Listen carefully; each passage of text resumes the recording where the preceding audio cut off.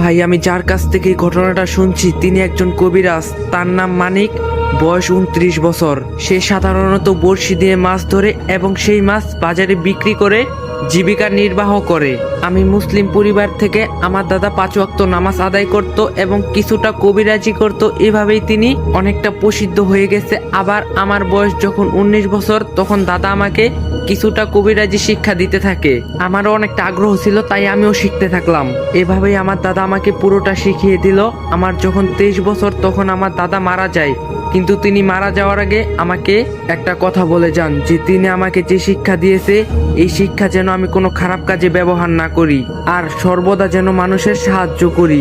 দাদা মারা যাওয়ার পর তার জায়গাটা আমি নেই, জিন ছাড়ানো মানুষকে ঝাড়ফুঁক করা। কিন্তু একদিন আমার অনেকটা চিন্তা আর মনের ভিতর ভয় লাগতে শুরু করলো। যেহেতু আমি কবিরাজি জানি, এটা নতুন না। আর আমার সঙ্গী ছিল 2টা জিন যারা আমাকে সর্বদা রক্ষা করত। যে জিনগুলো আমার দাদা আমাকে দিয়ে গিয়েছিল। সেই দিন রাতে আমি ঘুমিয়ে আসি, স্বপ্নে আমার দাদা আমাকে এসে বলে, দাদু ভাই, তোমার কাছে কালকে একজন সাহায্য চাইতে আসবে, তুমি তোমার সব দিয়ে তাদেরকে সাহায্য করবে। এই স্বপ্ন দেখে আমার ঘুম ভেঙে যায়।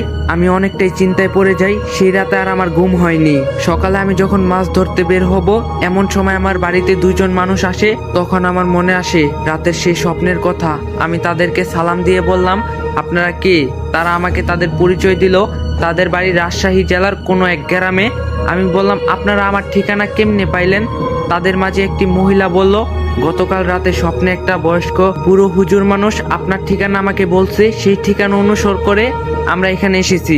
আমি তাদেরকে বসতে বললাম, তারাও বসলো এবং মহিলাটি আমার কাছে কেঁদে কেঁদে বলল, আমার মেয়েকে বাঁচান।